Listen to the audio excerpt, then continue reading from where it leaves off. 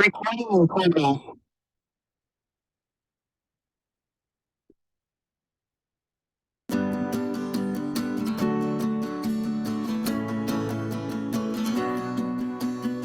Today, I want to share 1 minute of brilliance from Nick Saban, who is considered by many to be the greatest coach in college football history. He's tied with Bear Bryant for most college football national championships for a coach in the modern era. Coach Saban has been the head football coach at the University of Alabama since 2007. Previous to that, he served as the head coach of the National Football League's Miami Dolphins and 3 other universities: Louisiana State University, Michigan State University, and University of Toledo. Saban and Bear Bryant are the only coaches to win an SEC championship at 2 different schools. In this short clip, you're going to hear about building a team, creating alignment, and getting complete buy-in, and your 4 jobs as a leader. Okay, watch this.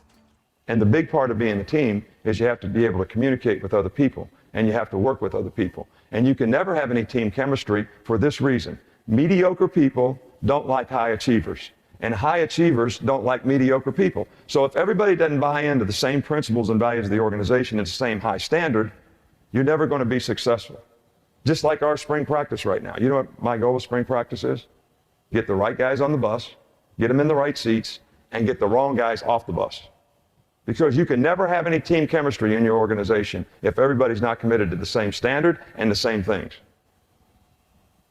You know, when I worked for Bill Belichick, we had one sign in the building. It was, do your job. One sign, do your job. He defined the expectation for everybody in the organization, whether it was the secretary, the personnel people, the coaches, the players, the kind of players that we wanted, the kind of size they needed to be, the kind of personal characteristics we wanted them to have, the critical factors to play their position. But once it was defined, you had to be responsible for your own self-determination, and that is accountability.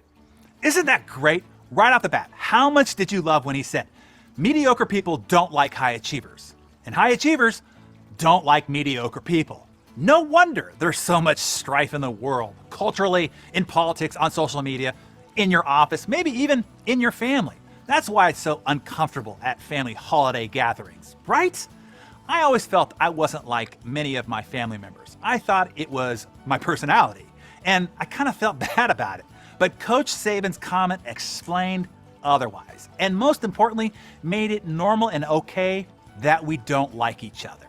I can't wait until the next family gathering. Hey, guess what? I know why I don't like you. And I know why you don't like me. Well, maybe I should just say that part in my head.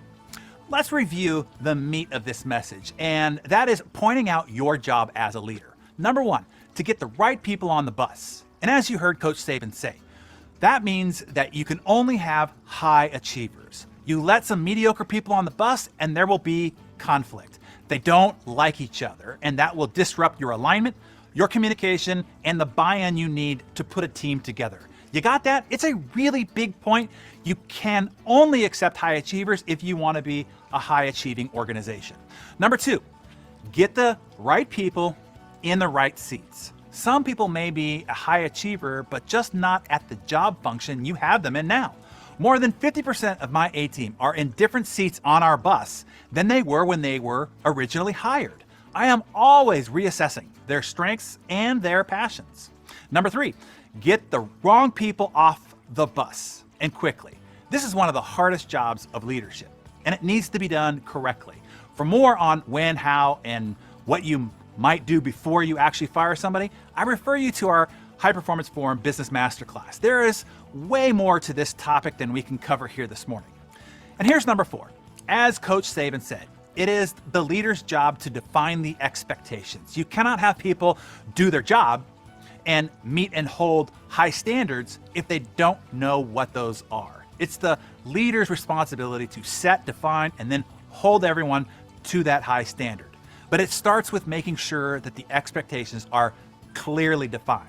Okay, now it's your turn to become a legendary team led by a Hall of Fame leader. Jot down your thoughts in your Darren Daily Journal and tell us in the comments below, which do you need to get much better at? 1, getting the right people, 2, getting them in the right seats, or 3, getting the wrong people off, or 4, clearly defining expectations. Declare that below, and then Take some action to get better today.